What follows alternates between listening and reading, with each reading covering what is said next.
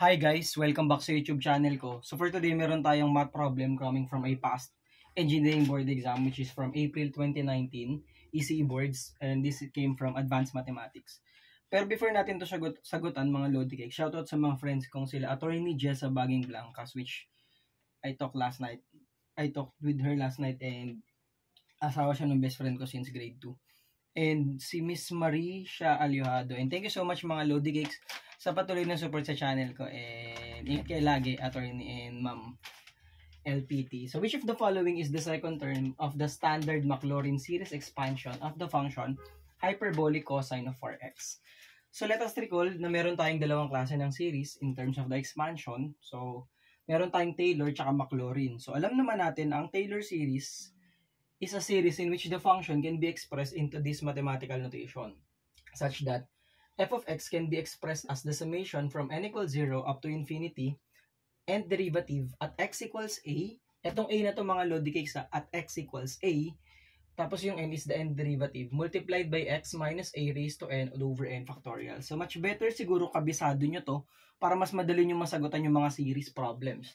Kapag naman sinabing Maclaurin series, special case ni Taylor series such that it is centered or yung a natin is equal to 0. So everything here na letter a will be replaced with 0. So for the Maclaurin series part, so for the Maclaurin, mga Lodi Cakes, this will become f of x equals the summation of f and derivative at x equals 0 from n equals 0 up to infinity ng x minus 0, so that will be x raised to n all over n factorial. So ganun lang po yung gagawin natin mga idolo. So ibig sabihin pala niyan Sir IJ, kapag yung n is equal to 0, so kumbaga yun yung pinaka first term natin kasi doon tayo nagsimula. So at n equals 0, so that is 0 derivative, so that is the function itself. So ang gagawin mo lang, ito kasi x minus a raised to 0, so that will be 1. So ang gagawin mo lang, substitute mo lang yung 0 kay cos 4x, so that is cos 4 times 0, that is equal to cos or hyperbolic cosine of 0, which is equal to 1. Calculators are allowed naman. Although you can, if you recall the property, yung cos x equals e raised to x plus e raised to negative x all over 2, and yung hyperbolic sign or the sinh, parang ganun basa yun, e raised to x minus e raised to negative x all over 2. Tandaan natin yung mga Lodi Cakes So second term natin, tingnan natin kung may mapapalabas na ba tayo Sir IJ. At n equals 1, that is the first derivative. So ano ba derivative ng cos 4x? So let's say yung f of x natin is equal to hyperbolic cosine of 4x. Ang first derivative niyan Sir IJ is just the hyperbolic sign. Tapos chain rule lang, derivative ng loob. So that is 4 hyperbolic sign of 4x. Kaya lang, di ba, isa-substitute natin sa kanya 0. So that is 4 hyperbolic sign ng 4 times 0. Kapag ito, in-evaluate natin yung hyperbolic sign ng 0, it will result to 0. So kung ito 0, tapos lagyan mo to ng 1, magiging 0 pa rin siya. So ibig sabihin, at n equals 1, 0 siya. Wala tayong wala pa tayong second term na nabubuo kasi 0 siya. Nothing. Yung first term natin is 1.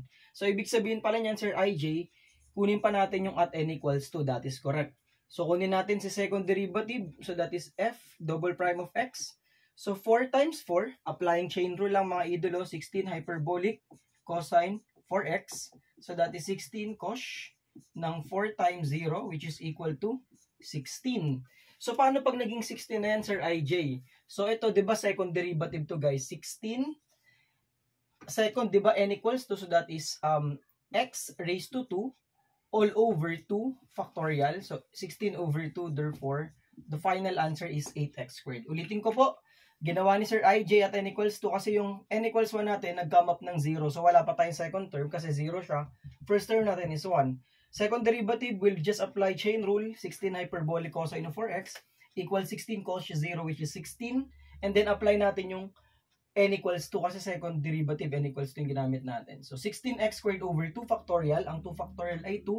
Therefore, the final answer for this board problem is letter A.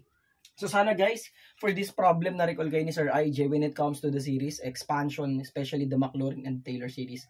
And more power sa inyo mga Lodi Cake, especially dun sa mga malapit na mag-take ng boards. Yung mga ME, yung mga ECE, yung mga EE, good luck sa inyo mga idol. Alam ko magiging engineer na kayo. this 2024 end. Thank you so much sa mga patuloy na sumusuport sa channel natin. I hope you all the best. Kita-kits sa mga future tutorials natin and have a nice day. Bye!